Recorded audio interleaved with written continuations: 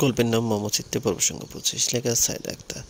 রিয়ান মোমোকে নিয়ে সকালবেলা বাড়িতে ঢুকলো। ওই দিনের পর দুজনে নিজের মতো করে ঘুরে বেরিয়েছে। কেউ কাছে এসে কিছু বলেনি, বলতে গেলে অনেকটা ফ্রি স্পেস পেয়েছে দুজনে। বাড়িতে ঢুকতেই ঋতু দৌড়ে এসে বলল, সে কখন থেকে তোমাদের জন্য অপেক্ষা করছি, আর তোমরা এখন এলে? রিয়ান বোনের গাল টিপ দিয়ে বলল, রাস্তায় জ্যাম ছিল, তা না হলে দেখতে ভোরবেলা এসে তোকে ভূতের ভয় দেখাতাম। ঋতু মুখ ফুলিয়ে বলল, দেখলে ভাবি কেমন ভাই, খালি বোনকে ভয় দেখানোর ধান্দা। মোমো হাসলো। রিয়ান এসে সোফায় বসলো। ফেরদৌসী কাছে এসে মাথায় হাত বুলিয়ে দিতে দিতে বললেন, ভালো আছিস বাবা? রিয়ান হাসি মুখে বলল, আম্মু।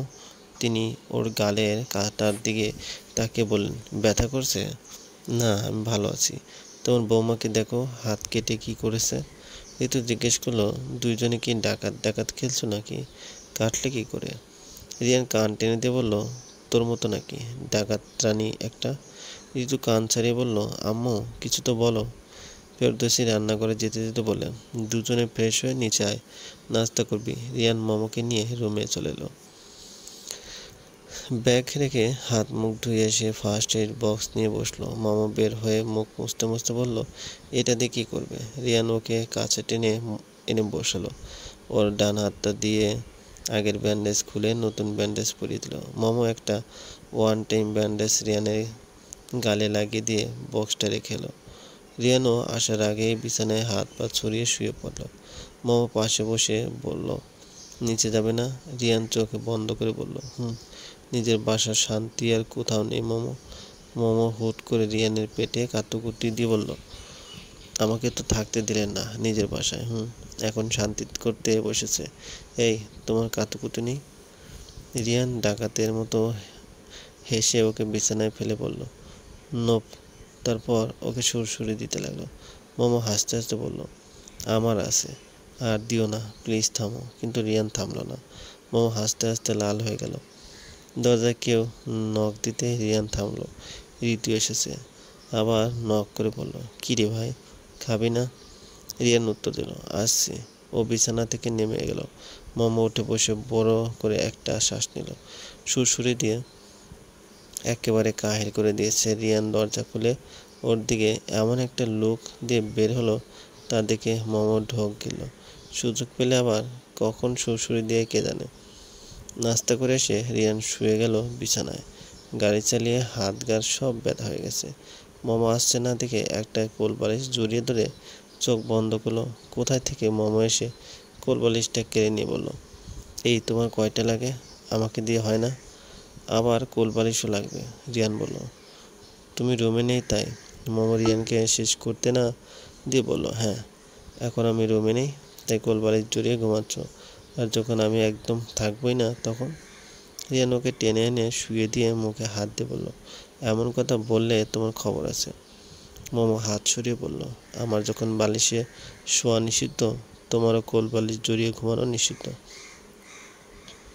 রিয়ান হেসে ওকে শক্ত করে জড়িয়ে ধরল। মোমোর বুকে মুখ গুজে দিল। দুজনেই মুহূর্তে মোমোর ঘুম ভাঙল 1টার দিকে।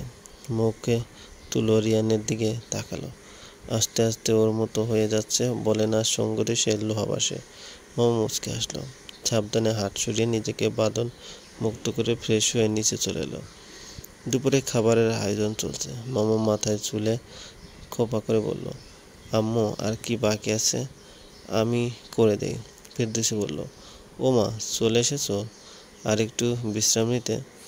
মোমো কাজ হাতে লাগিয়ে বলল, আর লাগবে না আম্মু, আমি ঠিক আছি। আর কি বাকি আছে করা? নাহার বললেন, সব হয়ে গেছে, বাকি টুকটাক আমরা করে নিতে পারবো। তোমার হাত ঠিক আছে? মোমো মাথা নাড়ল। কনক চাচি বললেন, তুমি এক কাজ করো, গোসল সেরে নিচে চলো এসো।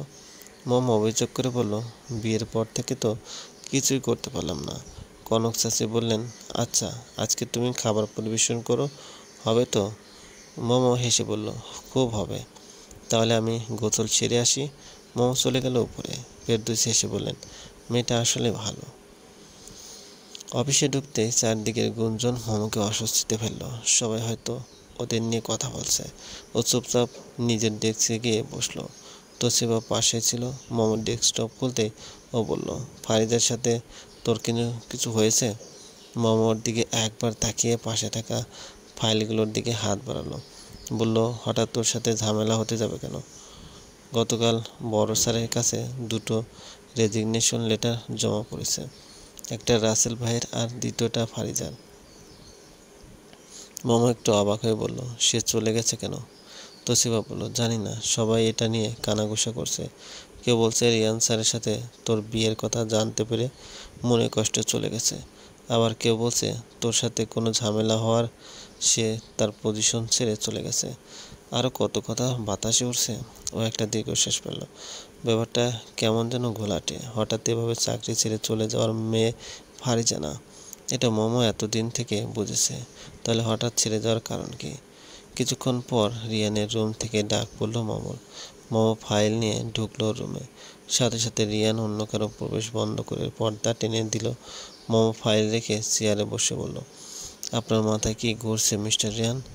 রিয়ান চেয়ারে ঘুরিয়ে ওর দিকে ঝুঁকে বলল, তোমাকে ভালোবাসার চিন্তা ঘুরছে। মোমো হালকা সরিয়ে বলল, ফাজলামি না করে বলো, কী জন্য ডেকেছো? রিয়ান মুখ গোমরা করে বলল, ধুর, বউটা একটা পশু। মোমো দাঁত দেখিয়ে হাসল। রিয়ান চেয়ারে বসে ওর দিকে একটা ভাঁজ করা কাগজ এগিয়ে দিল। মোমো নিয়ে বলল, এটা কি? খুলেই দেখো। মোমো খুলে দেখল, পার্সোনাল অ্যাসিস্ট্যান্ট হিসেবে জয়েনের লেটার। রিয়ান দুই হাত ভাঁজ করে চেয়ারে হেলান দিয়ে বলল, বউ থাকতে আর অন্য কাউকে কেন জয়েন দিই? সুযোগ পেলে একটু রোমাঞ্চ করা যাবে, এই ব্যাপার। মাথায় শুধু এগুলো ঘুরে এখন। রিয়ান হাসলো। মোমো বলল, আমি উঠি। রিয়ান জিজ্ঞেস করলো, কোথায় যাচ্ছ? মোমো উত্তরে বলল, কাজ করতে। তোমার সাথে এখানে বসে বসে রোমান্স করলে আমার সব কাজ ঘাড়ের উপর এসে পড়বে। রিয়ান এক চোখ টিপে একটা ফ্লাইং কিস ছুড়ে দিল। মোমো হাসতে হাসতে ওর রুম থেকে বেরিয়ে গেল। 2 সপ্তাহ পর মোমো সকালে ঘুম থেকে উঠে হাড়মোড়া ভাঙল। রিয়ান নিশ্চিন্তে ঘুমাচ্ছে ওর পাশে। ও গোসল সেরে তৈরি হয়ে নিল। আজকে ওদের বিয়ের 1 মাস পূর্ণ হয়েছে। সেই কারণে কাল রাতে রিয়ান বলেছে ওকে নিয়ে ঘুরতে যাবে, তাই একটা খয়েরি শাড়ি ওর হাতে ধরিয়ে দিয়ে বলেছে পরতে যাওয়ার সময়। এখন সেই শাড়ি সুন্দর কুচি করে পরে নিল। গলায় ওর দেওয়া লকেটটা, কানে ছোট ঝুমকো, হাতে চুড়ি পরল, মাথার চুল খোলা, চোখে কাজল দেওয়া। শেষে নিজেকে একবার দেখে নিল কেমন লাগছে। তারপর বিছানার দিকে তাকিয়ে দেখলো রিয়ান এখনো ঘুমোচ্ছে। মোমো কোমরে 2 হাত দিয়ে আস্তে আস্তে বলল, আজকে ঘুরতে যাওয়ার কথা, আর আজকে মহারাজ মহিষের মতো বস বস করে ঘুমাচ্ছে। ও কাছে গিয়ে রিয়ানকে ডাকতে লাগলো, কি হলো, উঠবে না? দেখো কটা বাজে। 8টা বেজে গেছে। এই, রিয়ান আস্তে করে বলল, একটু পর। মোমো আর একটু জোরে ধাক্কা দিয়ে বলল, আর একটুও না, ওঠো বলছি। রিয়ান ওকে এক টান দিয়ে বিছানায় ফেলে জড়িয়ে ধরে বলল, ঘুমাও। ও বাঁধন সেরে বলল, কষ্ট করে সুন্দর করে সাজলাম বাইরে যাওয়ার জন্য, দিলে তো নষ্ট করে। রিয়ান এবার চোখ খুলে পিটপিট করে তাকিয়ে দেখল ওকে। তারপর কপালে একটা চুমু দিয়ে আবার চোখ বন্ধ করে বলল, সমস্যা নেই, সুন্দর থাকলেও আমি দেখব, কাকের বাসা হলেও আমি দেখব, সো ইটস ওকে। এখন ঘুমাও তো। রিয়ান এমনভাবে ধরেছে যে নড়তে পারছে না। শেষমেশ হাল ছেড়ে দিয়ে রিয়ানের মাঝে মুখ লুকিয়ে ফেলল। এই একটা জায়গায় আসলে মোমোর এত ঘুম পায়, কী যে আছে জায়গাটায় বুঝতে পারে না। আধা ঘন্টা ঘুমিয়ে তারপর উঠল দুজনে। অনিমা ডাকতে এসেছে নাস্তার জন্য। রিয়ান ওর দিকে তাকিয়ে হাসতে লাগলো। মোমো মুখ ভালো করে বলল, একদম হাসবে না, তোমার জন্য আমার শ্বাসটা নষ্ট হয়ে গেছে। রিয়ান মুখে হাত দিয়ে বলল, আচ্ছা আচ্ছা। তারপর ফ্রেশ হতে চলে গেল। মোমো আবার আয়নার সামনে এসে মাথার চুল আঁচড়াতে লাগলো। সব জট পাকিয়ে আছে, শাড়িটাও এদিক ওদিক কুঁচকে গেছে। সব ঠিকঠাক করে মোমো রিয়ানের টি শার্ট আর জিন্স বের করে রাখলো। রিয়ান বের হলে বলল, এগুলো পরে তৈরি হয়ে নাও, আমি নিচে যাচ্ছি। রিয়ান কিছু বলার আগে ও নিচে চলে গেল। সবাই টেবিলে বসে আছে, নাস্তা রান্নাঘর থেকে এলে দিচ্ছে পুলি। মোমো গিয়ে হাত লাগালো। তুলি ভাবি ওকে মানা করে বলল, কি করছো, কোথায় বের হবে, গিয়ে নাস্তা করবে, তা না করে কাজে লেগে যাচ্ছ। মোমো মানা করে দিয়ে বলল, আমি ঠিক আছি, একটুই তো। রিয়ান এর মাঝে তৈরি হয়ে চলে এলো। নাস্তা সব আনা শেষ হলে সবাই এসে বসে পড়লো খেতে। ঋতু জুস নিতে নিতে বলল, কোথায় যাবে ভাইয়া? রিয়ান স্যান্ডউইচে কামড় দিতে দিতে বলল, মইনট যাব ভাবছি। বর্ষা প্রায় চলে এলো, বৃষ্টি হয়েছে মাঝে মধ্যে, ভালো লাগবে। তারপর দেখি টুকটাক ঘুরবো। নীলিমা বলল, লং ড্রাইভে যাবে তাহলে? রিয়ান বলল, কারেক্ট। তারপর সবাই টুকটাক কথা বলে খাওয়া শেষ করলো। রিয়ানের মামা বেরিয়ে পড়ল। ওদের অন্তত 2-3 ঘন্টা লাগবে মইনতে যেতে। মামা জানালো খুলে রেখেছে। বাতাসে ওর চুল উঠছে। ও উৎসুক হয়ে বাইরে তাকিয়ে আছে। রিয়ান বলল, আমাকে কেমন লাগছে বললে না তো? মামা ওর দিকে ফিরে বলল, মহারাজকে তো প্রতিদিন ভালো লাগে। রিয়ান একটা হাসি দিল। মামা বলল, জানো, আব্বু আমাদের 2 বোনকে নিয়ে অনেক আগে একবার মইনটে এসেছিল। কি যে মজা হয়েছিল। আসলেই তো এতদিন হয়ে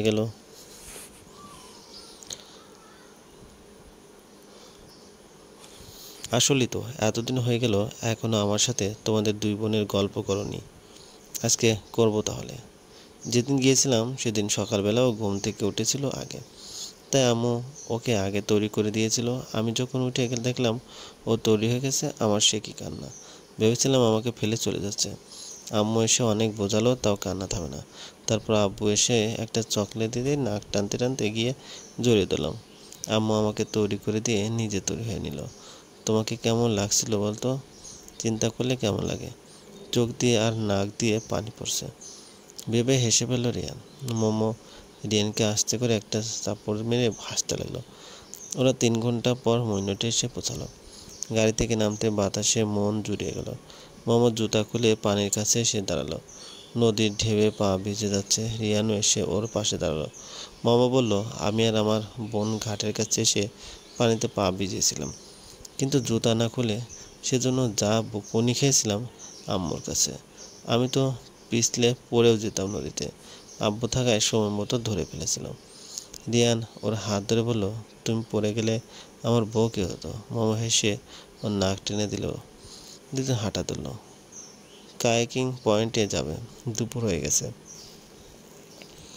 রিয়ান ওকে নিয়ে গেল ভাসমান রেস্টুরেন্টে।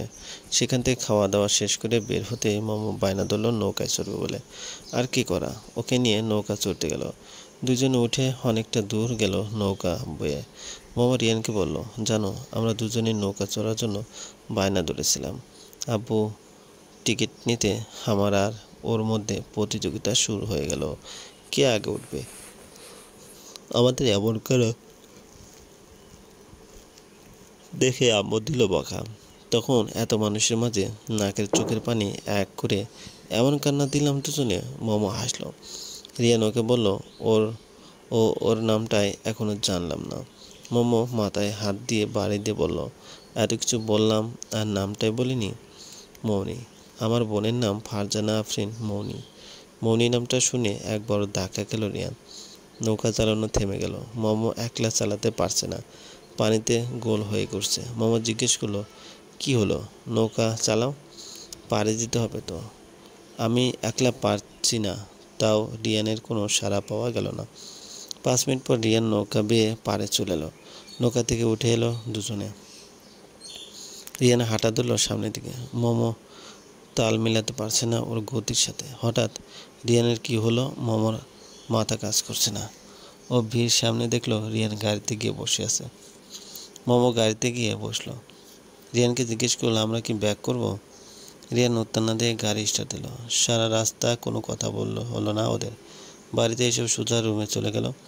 ফ্রেশ হয়ে বিছানায় শুয়ে রইল। সন্ধ্যায় নাস্তা করতেও নামলো না।